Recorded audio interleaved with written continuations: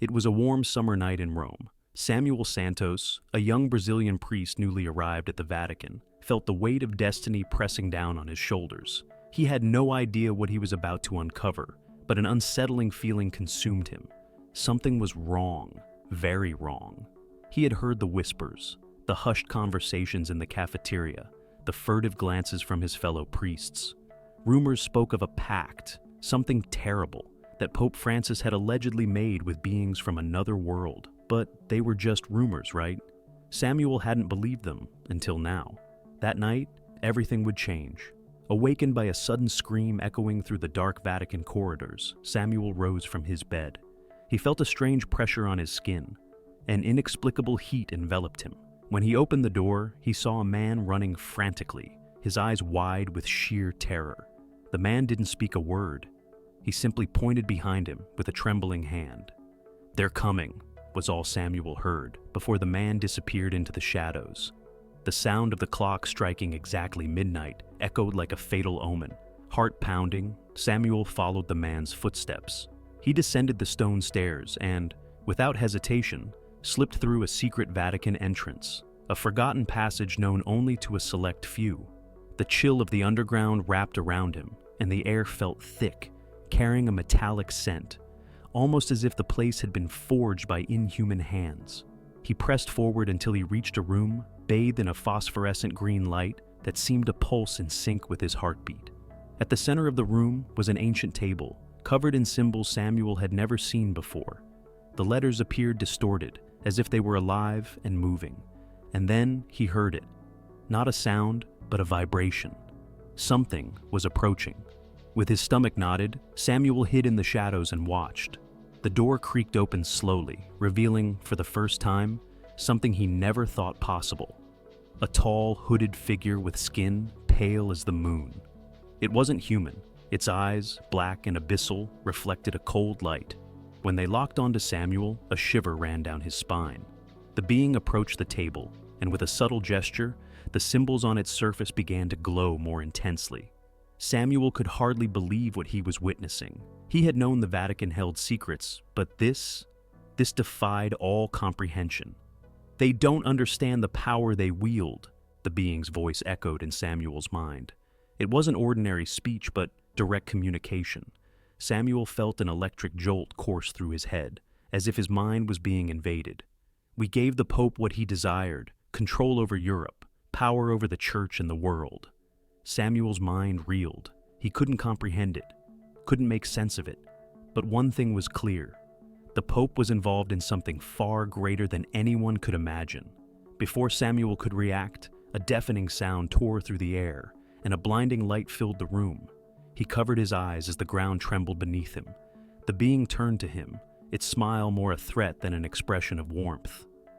"The pact is sealed, Father. Now you stand in our way." The vibrations intensified, and Samuel felt as if he were being pulled into a black hole. He tried to scream, but his voice was gone, swallowed by the force of the light.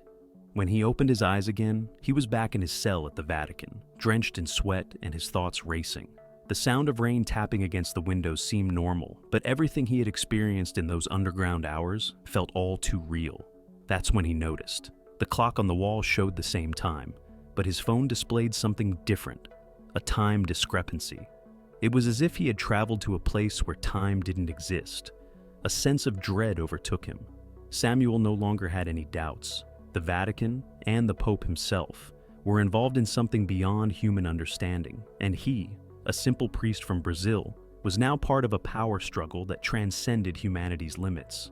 The sound of footsteps echoed through the corridors once more, but this time, Samuel wasn't alone. He could no longer ignore the truth. Something far greater was lurking, and the only thing he knew for sure was that he had to stop what was coming, before it was too late. The heat of Rome had never felt as suffocating as in those days following Samuel's encounter with the unknown beings. He woke up drenched in sweat, his eyes hollow, haunted by a recurring nightmare. In it, he saw Pope Francis in a room illuminated only by a green light, sealing a pact with those alien entities. The vision tormented him. The metallic scent, the vibration in the air, the telepathic words. It all replayed in his mind like an invisible torture. He tried to ignore it, to live as before, but peace was no longer possible.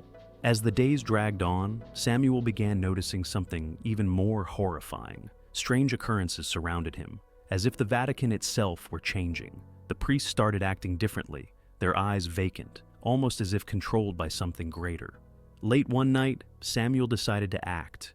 With trembling hands, he took an old key he had found in the Pope's office drawer.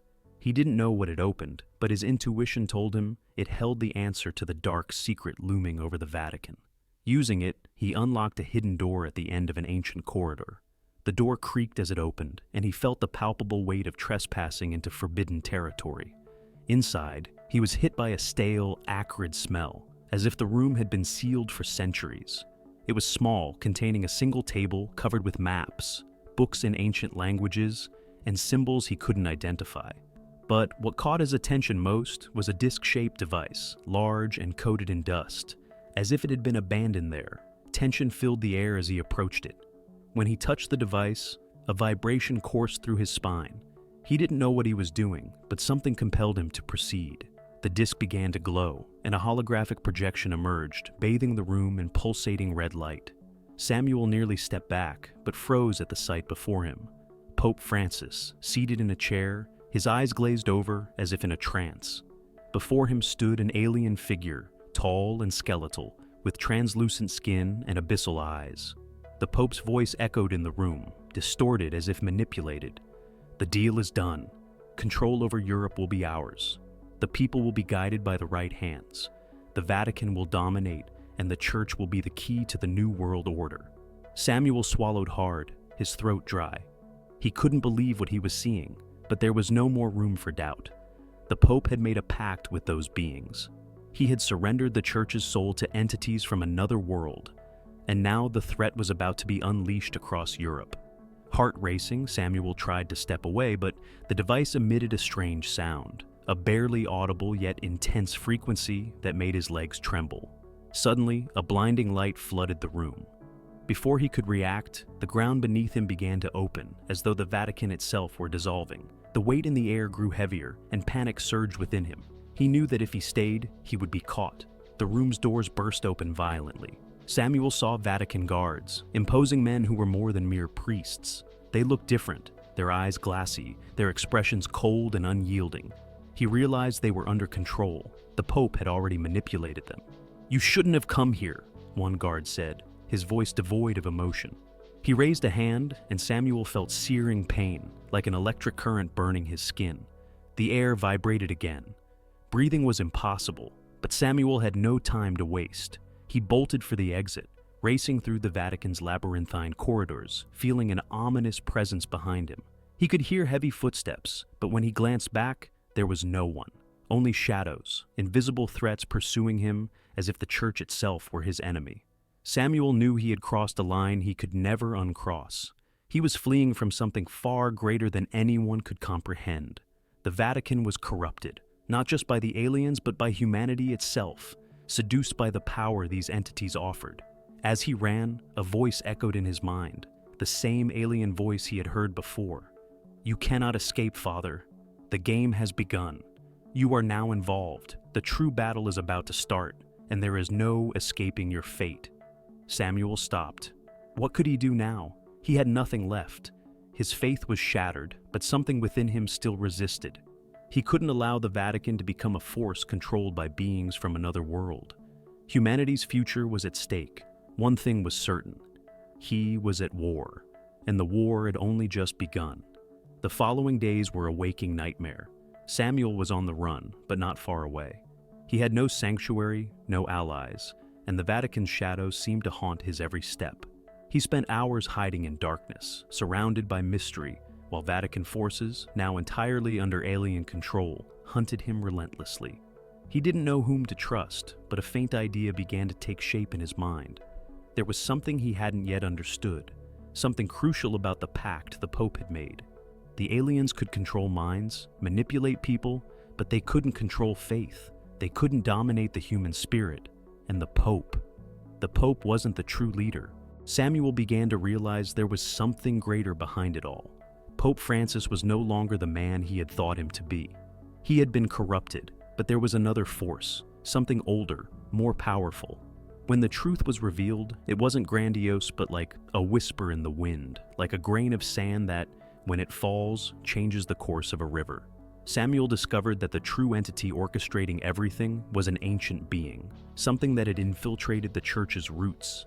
This being wasn't just alien, it was from another dimension, a force that had inhabited the Vatican since its earliest days, manipulating each pope, each leader, until it reached Francis.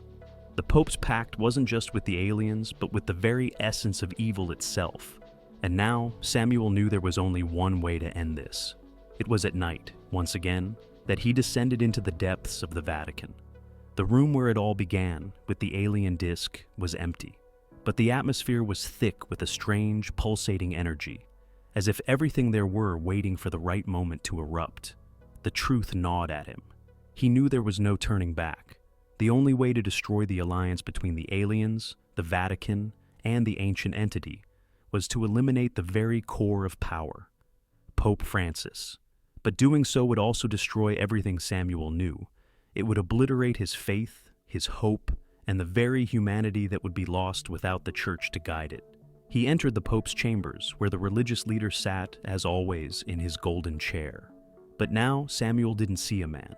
He saw a nearly monstrous figure, its eyes glowing with an eerie light, and the voice that came from its mouth was no longer human. It was the voice of something far older, far deeper. The entity was there, inside Francis. "You think you can stop what is already in motion?" the voice echoed in Samuel's mind, distorted and penetrating. "You were chosen, Father, just like all those before you. Destiny cannot be altered." But Samuel didn't hesitate. He knew what he had to do. In a swift motion, he activated the device he had found in the secret room, which now emitted an intense red light. A terrible buzzing filled the air as the possessed Pope raised his hands, trying to shield himself. But Samuel had uncovered a flaw in the system.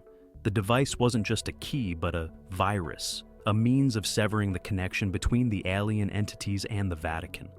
When he pressed the button, everything around him collapsed. The room exploded in a wave of light and sound, and Samuel was thrown backward, his ears ringing. The entire Vatican trembled as if the building itself were screaming. Walls cracked, and the floor split as Pope Francis, or what remained of him, fell to his knees, his body convulsing. But before Samuel could comprehend what was happening, the room was filled with a golden light, soft yet powerful. He looked around and saw that everything was beginning to change.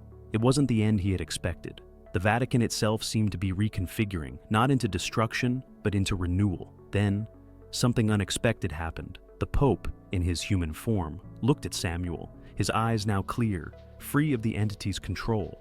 "You did what had to be done, young priest," Francis said, his voice fragile but filled with a wisdom Samuel had never imagined. "The power that seemed mine was never truly mine.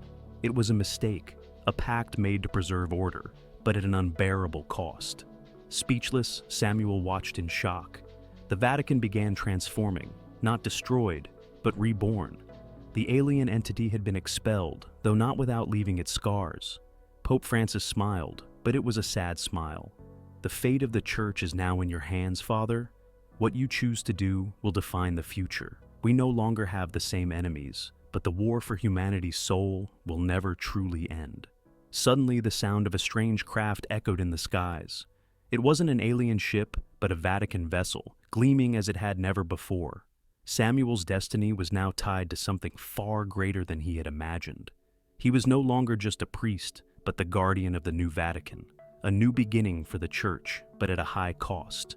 The loss of his faith, the sacrifice of innocence, and the constant reminder that evil never truly disappears. As the ship soared into the horizon, Samuel knew the war was never over. It had simply changed form.